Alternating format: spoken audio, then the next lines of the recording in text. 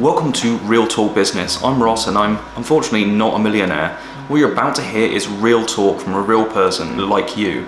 This is not financial advice, but hopefully it's relatable. What I'm going to talk about today is passive income and the lie that it actually is. Yeah, not clickbait for me, and I'll explain exactly why. What I've found is that whilst watching videos online on passive income, there are many different videos out there. I'm sure you would have seen how a lot of people have 9, 10, 11 streams of what they would call passive income. But what I found is none of them actually catered for me personally, a normal person, not a millionaire, not someone with a huge following, and just a regular person trying to get financial freedom, much like I'm sure that most of you are as well.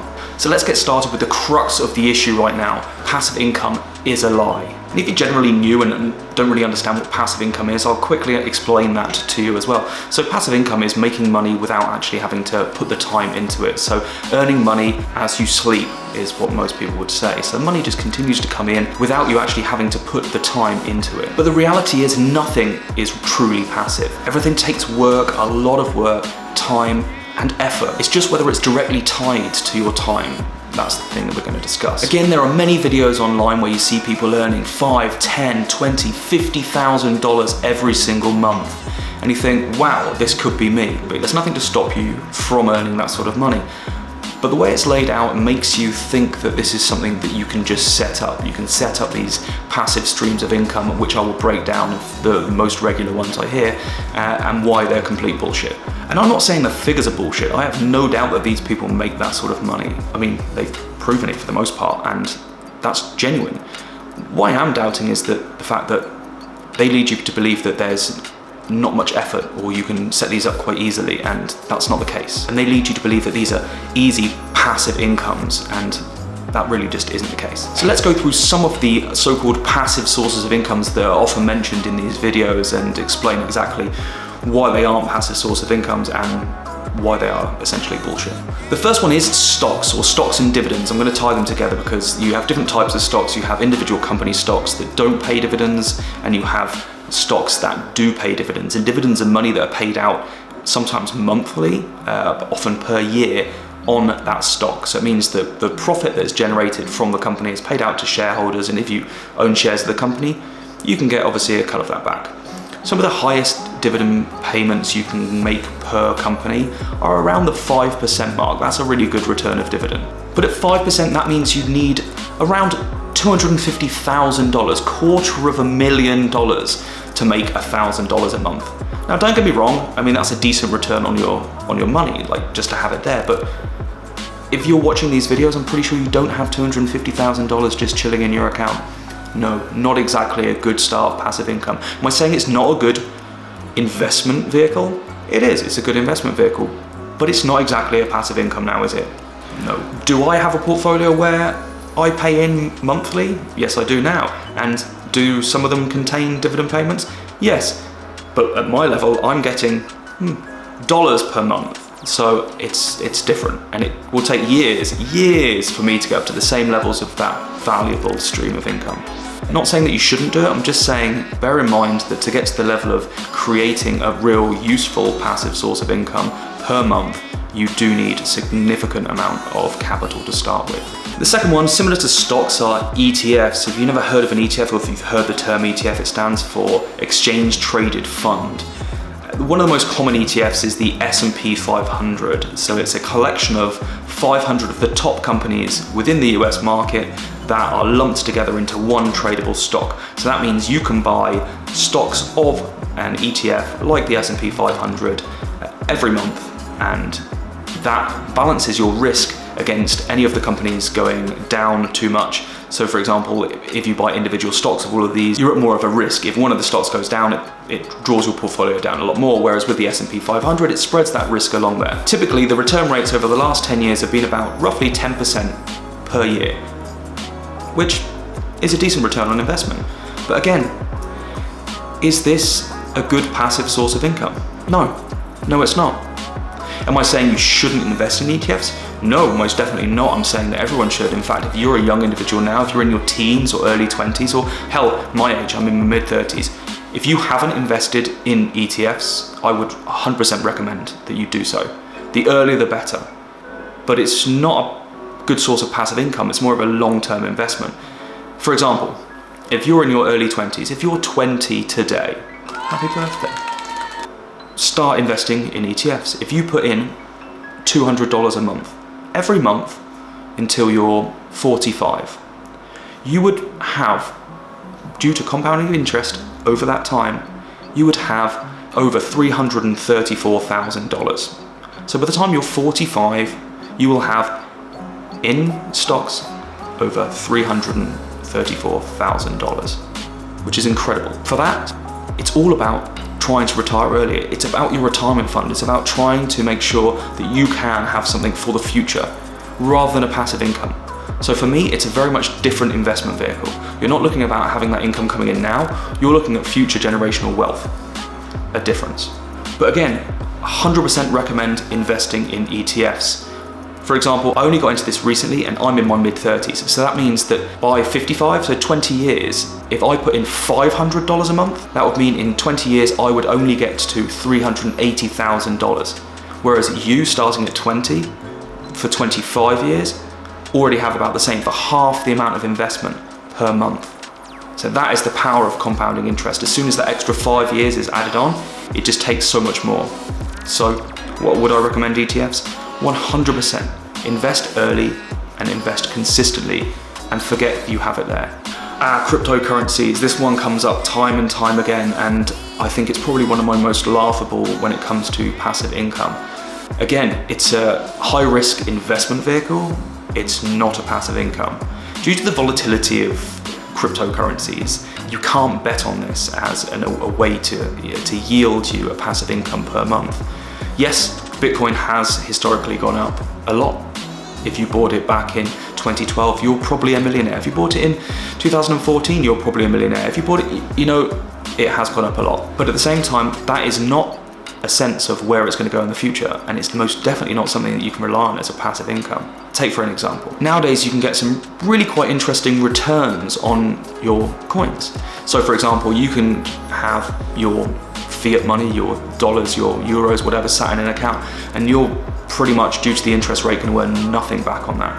Whereas with some of the crypto coins, for example, I own one called Rose, which is by Oasis Protocol, which earns a staggering 23% in interest per year. I currently have that staking, which means it's earning interest for a 90-day period. And again though, that 90-day period is only 3 months. So over that time, it's 5% interest over 3 months. The coin, due to its volatility in the market itself, could quite easily have gone down 20% in that time. So again, it's not an attractive way of guaranteeing a passive income per month if you're trying to guarantee that sort of return. I'm going to do another future video on some of the coins that I follow, some of the coins that I hold personally, the different interest rates you can get from them and what that looks like compared to your standard fiat money being your dollars, etc., etc. I'm not saying this is a bad investment. I'm just saying in terms of what people lay out as passive income, this most definitely is not one. It's a high risk strategy and one of those things that, yes, I do hold personally. I do hold multiple different cryptocurrencies, but I wouldn't class it as a passive income. Consulting and client work. This is another thing that I see coming up time and time again. And this one equally, not quite as much as the cryptocurrency side, but does make me laugh because this is directly linked to your time, which is the complete opposite of what we're trying to do when it comes to passive income. The whole point is to try and do it not directly linked to your time. This is why we don't want 9-to-5 jobs. I don't want a 9-to-5 job. I want money to come in, and yes, I'll have to put time in. I understand that. Again, there's no such thing as fully passive income. But at the same time, I would like to be able to not have it intrinsically linked directly to my time. So while doing consulting and client work can yield some good substantial income on top of your standard income that you have, it's not a passive income source. If you have a skill or a talent, say for example you're good at video editing, not something that I particularly am, but at the same time say you are, and you wanted to earn extra money to supplement your income that was coming in from your 9-to-5, you can use the likes of Upwork and different things like that to provide a supplementary income. But that's a supplementary income, that's not a passive income. There's a huge difference between the two. Again, this is something that you will have to work extra time on in your evenings, in the weekends, to be able to provide a supplementary income to that. It's not passive. Am I saying you shouldn't do it? No. If you would like to earn supplementary income and bring in extra money on top of your salary, by all means, this is something that you should look into. How can you sell some of the skills that you have and what people are willing to pay for? Looking at that is a great way to supplement your income, not a passive income. On to the next one, startups. I am someone, and I'll go into some of the more details about the different things that I build, things I do, what I do, everything like that in future videos, but it's something that I'm really passionate about. I do love startups, but again, this is by far not a passive income. I'm not saying that you can't have a more passive style of startup, but for me, it very much doesn't suit that side of things. A lot of people, a lot of videos I've seen have shown their passive income and the revenue streams that are coming in, and one of the ones that they tout is the startup, and they say this is the amount of money I earn from my startup revenue. It comes in, it's like this. And again, what they haven't said, and again, I'm not doubting the revenue, I'm not saying the revenue isn't being generated. What I'm saying is that the upfront effort, the upfront costs in doing so are often misleading. To start a startup, you need time and capital. You need to put in time and effort to be able to do it. And nothing comes for free, it doesn't just happen. You need to build something that generates revenue. Building anything that generates revenue takes time. It takes effort, it takes great dedication and consistency to be able to do this. I will dive into some of the things that I'm building. I have a startup and I've been bootstrapping that myself, which means I'm paying for the development, I'm paying for all the costs. In fact, this is an investment for me for the future of generating potential revenue. I obviously believe in it enough and have validated the idea enough to know that it could yield me potential revenue in the future, but right now it's a cost, not a passive income. And it's most definitely linked to my time. I put a lot of time in my evenings and on my weekends in building this and growing this. One thing I think is hugely missing is that sort of side of things. Once the future happens, when it grows, when it's huge, obviously when that's going to happen, there is the potential upside of the revenue generation that will bring me, but at the same time, I would have created myself essentially another job. The upside of this is obviously the equity that I own in the business, so if there is a potential acquisition of the business, I would generate my own wealth from that. But this doesn't just happen overnight. These are things that, for the most part, you look at the startup percentage of failure and exactly. So it's not a passive income. Not something that you could say, I can just start a startup and it's going to create me a passive income, that's for sure. Would I say to start one? Sure, if you have a business idea, most definitely. And if you need any support on that, I'm going to create some videos to go into more details of how best to start a startup. So the next one is YouTube. Obviously you are watching this video, I hope, where you are if you're here, you know what I mean. Most of the videos you see will be on channels with hundreds of thousands, if not millions of followers with equally hundreds of thousands, if not millions of views. They have an audience, they have built an audience, of course. And yes, I do have a second channel. My second channel is purely based on cars and my projects I have, and that was actually started just because I wanted a way of some accountability of making sure that I delivered on my projects that I had on the time, and it just happened to organically grow out of there. But this took a lot of effort. I don't have hundreds of thousands of subscribers and I don't get millions of views, but I've been working at that for about 2 years, and again, I put in a lot of time and it cost me money. I build my cars, I do my projects, and this takes not just planning, it takes effort, it takes consistency, and it's a grind and it's slow growth. So yes, you can earn some decent revenue from YouTube, but this isn't going to happen overnight. And I am not saying don't start a YouTube channel. If you've got something you're passionate about, it's one of the best ways that you can share that passion, and you just need to be consistent with it. So have a plan, understand what you're going to do, and just keep working away. It's never been a better time. In fact, that's a lie. There have always been better times. Yesterday, the day before that.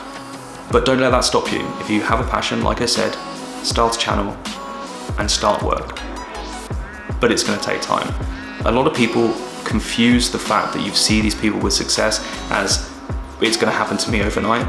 This never happened to any of these guys overnight. That's also the main reason I started this channel. I saw a lot of these different videos, I'm searching for my own sort of financial freedom as well.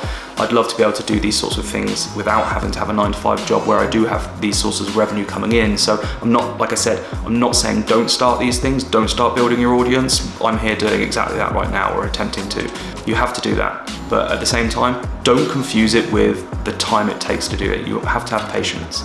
So the next one is affiliates, sponsors, and brand deals. And I'm gonna lump all of these together because, well, you'll see why in a minute.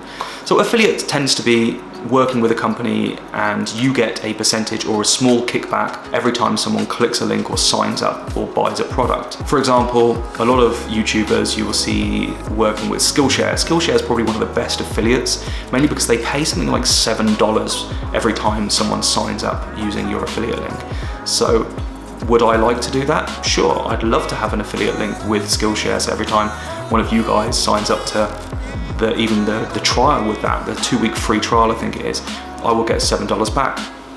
This can create huge income for creators.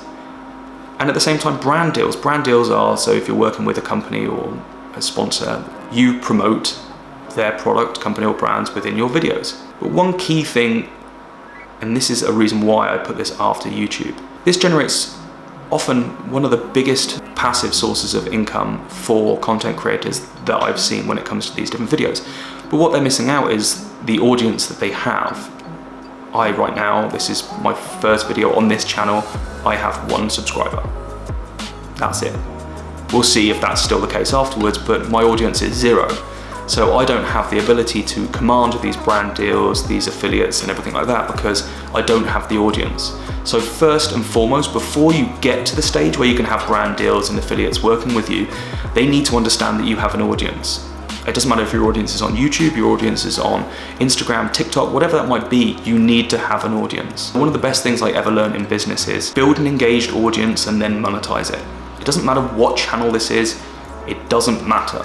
It could be direct B2B, it could be direct B2C in terms of your business, so business to business, business to consumer. It could be on a social channel, it could be a really engaged community, or even a group on Facebook that has really good engagement. It could be Instagram, it could be TikTok, it could be YouTube itself. It doesn't matter what that channel is. If you have a large engaged audience, it's so much easier to monetize that. And lastly, we have podcasts. And I'm a big fan of a podcast and I've got more into them recently. I think there's so much to learn and I love listening to the different perspectives of people. That's one of the best ways I think of learning, is just to hearing the different stories of people. Podcasts themselves aren't monetized, not the same way that YouTube is through AdSense. So it's a more difficult way to generate income without an audience. This is why I've put it in this order, so you can understand that without an audience, some of these things are just impossible in the first place. The podcast space is growing, but it's a really crowded market. So unless you have another channel that you can market it on, so again, whether it's your TikTok, Instagram, or Facebook or YouTube, it's very hard to then grow an audience organically just by putting it out onto Spotify or whatever platform you use for your podcast. For example, to earn money on a podcast, you have to have sponsors, and with those is based on the number of listens you get as well. So you can't just have a sponsor and earn X amount of money and it pulls in. You would have to have a podcast every week that was released for a month and get about 1,000 listens per podcast to earn about $200 a month. So the whole setup, recording, planning, executing, promoting, just to get that 1,000 a month is quite hard if you don't have a captive audience or an engaged audience through another channel to promote it on. While a podcast is great and it's something that I would love to do if I had an audience to be able to promote this on, if I'm setting out trying to create passive income, the podcast wouldn't be the place that I initially started because I don't have that audience. Now I think I've shat on every single source of passive income that I've seen in these sorts of videos online, but this does not mean I do not advocate for these sources of income or these investment vehicles in general, because I do. In fact, I'm involved with many of them. I just think it's really important to be transparent about the upfront costs, effort and time, and often money involved in setting these things up and getting them to a point where they will generate any sort of meaningful income. It doesn't happen overnight. In fact, this can take years. Be patient, be consistent, and put in the work. And if you think that watching these videos and thinking, well, he's got 11 sources of income, I'm just gonna start all 11 right now, and then I'm gonna be on a beach in the Cayman Islands sipping a cocktail, that's not gonna happen, especially not on day one. Like I said, find something you're passionate about and build an audience around it. That's what I would do.